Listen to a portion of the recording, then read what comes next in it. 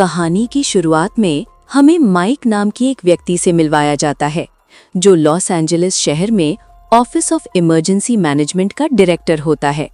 उसका काम यही होता है कि अगर शहर पर कोई भी प्राकृतिक आपदा या बड़ा खतरा आए तो उससे निपटने की पूरी जिम्मेदारी वही संभाले। माइक की एक छोटी बेटी भी होती है और आज वो उसके साथ छुट्टियां बिताने के लिए बाहर जाने की तैयारी कर रहा होता है। लेकिन तभी अचानक पूरे शहर में तेज भूकंप के झटके महसूस होने लगते हैं। इस वजह से माइक को अपनी छुट्टियों का प्लान कैंसिल करना पड़ता है और वो तुरंत अपने ऑफिस की तरफ निकल जाता है। ऑफिस पहुंचने पर असिस्टेंट डायरेक्टर उसे बताता है कि भूकंप के झटकों के बावजूद शहर में अब तक किसी तरह का बड़ा नुकसान सामने नहीं आया है। वो माइक से कहता है कि अगर वो चाहे तो अपनी छुट्टियों पर जा सकता है। लेकिन माइक को अंदर से कुछ ठीक नहीं लग रहा होता। वो खुद हर चीज की जांच करना चाहता है। जांच के दौरान उसे पता चलता है कि भूकंप की वजह से शहर के एक इलाके में गैस पाइपलाइन टूट चुकी है। उसी जगह पर एक सबवे प्रोजेक्ट का काम भी चल रहा होता है, जो काफी लंबे समय से अधूरा पड़ा है। इस वजह से शहर के लोग पहले से ही परेशान होते हैं। सबवे में काम कर रहे मजदूर देखते हैं कि जमीन के नीचे से पीले रंग की गैस बाहर निकल रही है। उसी दौरान एक वर्कर नीचे फंस जाता है, जिसे उसके साथी किसी तरह बाहर निकाल लेते हैं। लेकिन बाहर आते ही सब देखते हैं कि उसका शरीर बुरी तरह झुलस चुका है, क्योंकि अंदर असहनीय गर्मी थी। जब ये खबर माइक तक पहुंचती है तो वो खुद पूरी स्थिति को समझने के लिए उस जगह पर पहुंच जाता है। वहां पहुंचकर उसे पता चलता है कि नीचे कई वर्कर्स की जान जा चुकी है। माइक तुरंत उस जगह पर काम बंद कराने का आदेश देता है, लेकिन सरकार की तरफ से दबाव होता है कि सबवे का काम जल्द से जल्द पूरा किया जाए, क्योंकि इसकी वजह से शहर के लोग बहुत परेशान हो रहे होते हैं। ये सबवे एक ट्रेन प्रोजेक्ट से जुड़ा होता है, इसीलिए इस पूरे प्रोजेक्ट का जो चेयरमैन होता है वो साफ मना कर देता है कि वो काम नहीं रोक सकता। माइक उसे समझाने की कोशिश करता है कि आसपास चल रही ट्रेनों को भी रोका जाना चाहिए, क्योंकि नीचे जमीन के अंदर आखिर चल क्या रहा है किसी को कुछ पता नहीं है। लेकिन चेयरमैन उसकी एक भी बात नहीं मानता। जो लोग सबवे के अंदर मारे गए होते हैं उनकी लाशें फॉरेंसिक लैब भेजी जाती हैं। जब डॉक्टर उन बॉडीज की जांच करती है तो उसे पता चलता है कि इन सब की मौत गैस से नहीं बल्कि अत्यधिक गर्मी की वजह से हुई है। इधर माइक सच्चाई जानने के लिए अपने एक कोवर्कर के साथ खुद नीचे टनल में जाने का फैसला करता है। वहां पहुंचते ही वो महसूस करता है कि टेम्परेचर लगातार बढ़ता जा रहा है। साथ ही जिस जगह पर सबवे की टनल बन रही होती है वहीं पास में मेट्रो ट्रेन की टनल भी होती है। जब भी मेट्रो ट्रेन वहां से गुजरती है पूरी टनल बुरी तरह कांप उठती है। माइक का कोवर्कर देखता है कि इतनी गर्मी की वजह से उसके सेफ्टी सूट के ग्लव्स तक पिघलने लगे हैं। तभी अचानक वहां से गैस निकलने लगती है। दोनों किसी तरह वहां से भागकर उस जगह को सील कर देते हैं और बाहर निकल आते हैं। अब माइक को पूरी तरह यकीन हो जाता है कि बहुत जल्द कोई बड़ा खतरा शहर पर टूटने वाला है। वो दोबारा चेयरमैन से कहता है कि मेट्रो सर्विस तुरंत बंद करनी होगी, लेकिन चेयरमैन फिर भी उसकी बात नहीं मानता। इसके बजाय वो माइक की मुलाकात एक जियोलॉजिस्ट से करवाता है जिसका नाम एमी होता है। माइक एमी को अपने साथ एक पार्क में ले जाता है, जहां वो जमीन की कुछ रीडिंग्स लेती है। जांच के बाद एमी माइक को बताती है कि शहर के नीचे की जमीन पूरी तरह से अनस्टेबल हो चुकी है। ऐसा महसूस हो रहा है जैसे जमीन के नीचे लावा बह रहा हो। हालांकि एमी खुद भी अपनी बात को लेकर पूरी तरह आश्वस्त नहीं होती, इसलिए वो एक दूसरी साइंटिस्ट के साथ दोबारा नीचे टनल में जाती है ताकि और ज्यादा सैंपल्स इकट्ठा किए जा सके। टनल के अंदर उन्हें एक जगह पीली गैस के निशान दिखाई देते हैं। जैसे ही एमी वहां से सैंपल लेने लगती है उसी वक्त एक बार फिर जबरदस्त भूकंप आता है। इस बार झटके इतने तेज होते हैं कि पूरे शहर की बिजली चली जाती है। उसी दौरान चल रही एक मेट्रो ट्रेन अचानक अनस्टेबल हो जाती है।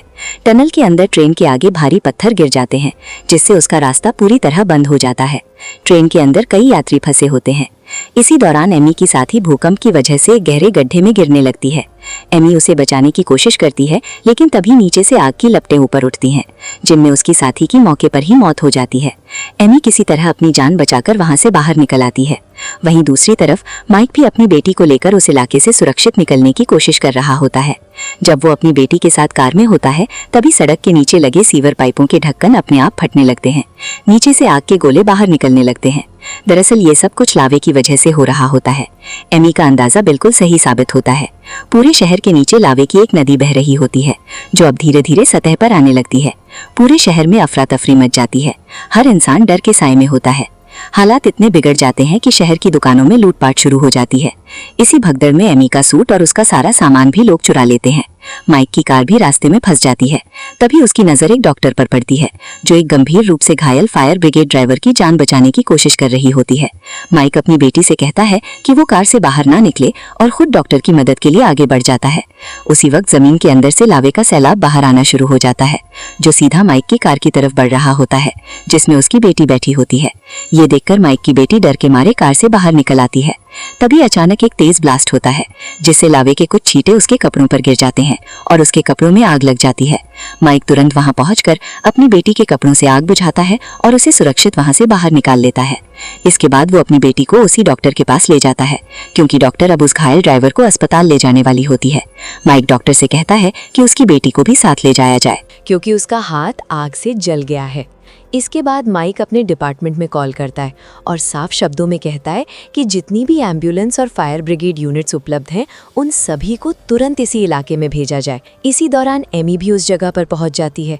चारों तरफ लावा फैल चुका होता है और हालात लगातार बिगड़ते जा रहे होते हैं। सभी लोग किसी भी तरह लावे को रोकने की कोशिश कर रहे होते हैं। तभी माइक देखता है कि एक आदमी बेहोशी की हालत में जमीन पर पड़ा हुआ है और लावा तेजी से उसकी तरफ बढ़ रहा है। माइक और एमी बिना देर किए उसकी जान बचाने के लिए उसकी ओर दौड़ते हैं और उसे खींचकर लावे से दूर ले जाते हैं। लेकिन कुछ ही पलों में दोनों को एहसास होता है कि अब उनके चारों ओर लावा फैल चुका है। वहां फायर ब्रिगेड की गाड़ी पहुंच जाती है, जो माइक, एमी और उस बेहोश आदमी को सुरक्षित बाहर निकाल लेती है। अब दूसरी तरफ हमें मेट्रो ट्रेनों की टनल दिखाई जाती है, जहां लावा भरना शुरू हो चुका होता है। ये सब देखकर चेयरमैन को गहरा पछतावा होता है, क्योंकि माइक ने उसे पहले ही चेतावनी दे दी थी कि मेट्रो ट्रेनों को तुरंत बंद कर देना चाहिए, लेकिन उसने माइक की बात को नज़रअंदाज कर दिया था। अब मेट्रो के अंदर कई लोग फंसे हुए होते हैं, तो देखता है कि वहां मौजूद सभी यात्री बेहोश पड़े हैं।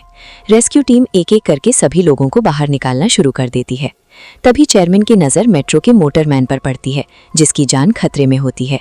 वो लावे के बेहद करीब फंसा होता है। चेयरमैन अपनी जान की परवाह किए बिना उसे बचाने के लिए आगे बढ़ता है।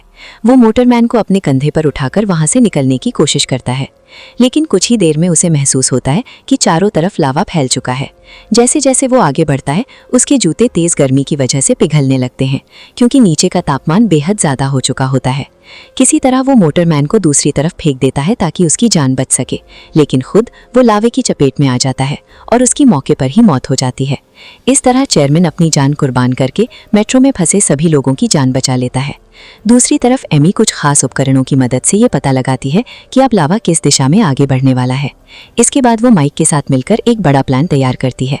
उनका प्लान ये होता है कि किसी तरह लावे को एक ही जगह रोक दिया जाए और फिर ऊपर से हेलीकॉप्टरों की मदद से उस पर पानी डाला जाए ताकि लावा ठंडा हो सके। इसके बाद वे अपने प्लान के अनुसार कई जगहों पर सीमेंट के मजबूत बैरिकेड्स लगाते हैं। जब लावा इन बैरिकेड से टकराता है तो वो एक ही जगह जमा होने लगता है। फिर कई हेलीकॉप्टर ऊपर से उस लावे पर लगातार पानी डालते हैं। पानी पड़ते ही लावा धीरे धीरे ठंडा हो जाता है। ये देखकर सभी लोग राहत की सांस लेते हैं और खुश हो जाते हैं कि उन्होंने हिम्मत और समझदारी से इतने बड़े खतरे को रोक लिया। लेकिन एमी को अब भी अंदर ही अंदर शक बना रहता है। वो जानती है कि लावे को रोकना इतना आसान नहीं होता। इसी वजह से एमी फिर से मेट्रो टनल में जाकर वहां की रीडिंग्स चेक करती है। जांच के बाद उसे पता चलता है कि शहर के नीचे अब भी लावा बहुत तेज रफ्तार से बह रहा है, जो किसी भी वक्त एक बड़े धमाके का कारण बन सकता है। एमी तुरंत माइक को फोन करके बताती है कि उन्होंने खतरे को खत्म नहीं किया है, बल्कि सिर्फ एक जगह पर रोक दिया है। खतरा अब भी पूरी तरह मौजूद है। जैसे ही लावा टनल के आखिरी सिरे तक पहुंचेगा, वहां एक जबरदस्त ब्लास्ट होगा। इसके बाद एमी खुद माइक के पास पहुंच जाती है। दोनों मिलकर एक कैमरा सीवर पाइप के जरिए नीचे टनल में डालते हैं। कैमरे में वे साफ देख पाते हैं कि लावे का एक विशाल सैलाब तेजी से उनकी तरफ बढ़ रहा है। तभी वहां एक जबरदस्त धमाका हो जाता है और दोनों किसी तरह बाल बाल बच जाते हैं। अब उन्हें पूरा यकीन हो जाता है कि पूरे शहर की जान खतरे में है। सबसे पहला बड़ा धमाका अस्पताल के पास होने वाला है, क्योंकि टनल का आखिरी हिस्सा ठीक अस्पताल के पास ही खत्म होता है। माइक तुरंत असिस्टेंट डायरेक्टर को कॉल करता है और कहता है कि अस्पताल से सभी मरीजों को तुरंत बाहर निकालना होगा, लेकिन इतनी कम समय में इतने ज्यादा घायल लोगों को बाहर निकालना लगभग नामुमकिन होता है। आधे घंटे के अंदर ब्लास्ट होने वाला होता है क्योंकि लावे की रफ्तार बहुत तेज होती है। अब वे उस जगह पर पहुंचते हैं जहां अस्पताल के सामने एक 22 मंजिला इमारत खड़ी होती है। माइक एक नया प्लान बनाता है। वो कहता है कि अगर इस इमारत को ब्लास्ट कर दिया जाए तो इसका मलबा गिरने से लावे की दिशा बदल सकती है। सामने समुद्र होता है जिससे पूरा लावा उसी तरफ बहकर समंदर में चला जाएगा। माइक का ये प्लान एमी को भी बहुत सही लगता है। इसके बाद वे तुरंत इसकी तैयारी शुरू कर देते हैं। माइक अपनी टीम को इमारत के अंदर ब्लास्ट सेट करने के लिए भेजता है। साथ ही वो एमी से कहती है कि वो अस्पताल के अंदर जाकर उसकी बेटी को ढूंढे और उसे सुरक्षित बाहर ले आए। माइक एमी को अपनी बेटी की फोटो भी देता है। एमी जब अस्पताल के अंदर जाती है तो वहां बहुत ज्यादा भीड़ होती है। अफरा तफरी के बीच उसे माइक की बेटी कहीं नजर नहीं आती। दूसरी तरफ माइक की टीम इमारत के अंदर पहुंच जाती है और बम सेट करने लगती है। तभी एक बार फिर तेज भूकंप आता है जिसकी वजह से टीम के 2 लोग अंदर ही फंस जाते हैं। उसी समय लावा भी उस जगह तक पहुंच चुका होता है। हालात को देखते हुए वे दोनों अपनी जान की परवाह किए बिना इमारत को ब्लास्ट कर देते हैं। धमाके के साथ पूरी बिल्डिंग गिर जाती है। इसी दौरान माइक देखता है कि सामने एक छोटा बच्चा खड़ा है और उसके ठीक पीछे उसकी बेटी होती है। लावा तेजी से उनकी तरफ बढ़ रहा होता है। माइक किसी तरह दोनों को पकड़कर वहां से सुरक्षित बाहर निकाल लेता है। इसके बाद वहां एक जबरदस्त लावे का धमाका होता है जिससे पूरा लावा बाहर निकलने लगता है। लेकिन बिल्डिंग गिरने की वजह से लावे का रास्ता बदल चुका होता है। अब लावा नालों के रास्ते बहता हुआ सीधे समंदर में चला जाता है। इस तरह पूरा शहर तबाही से बच जाता है। कुछ ही देर बाद वहां बारिश शुरू हो जाती है। ये देखकर सभी लोग खुश हो जाते हैं क्योंकि माइक की वजह से आज पूरा शहर बच चुका होता है। एमी माइक से कहती है कि अगर उसकी जगह वो इंचार्ज होती तो शायद वो ऐसा कभी नहीं कर पाती। माइक ने अपनी समझदारी और हिम्मत से पूरे शहर की जान बचा ली होती है। इसी के साथ ये फिल्म और ये कहानी यहीं पर खत्म हो जाती है। उम्मीद है कि ये कहानी आपको पसंद आई होगी।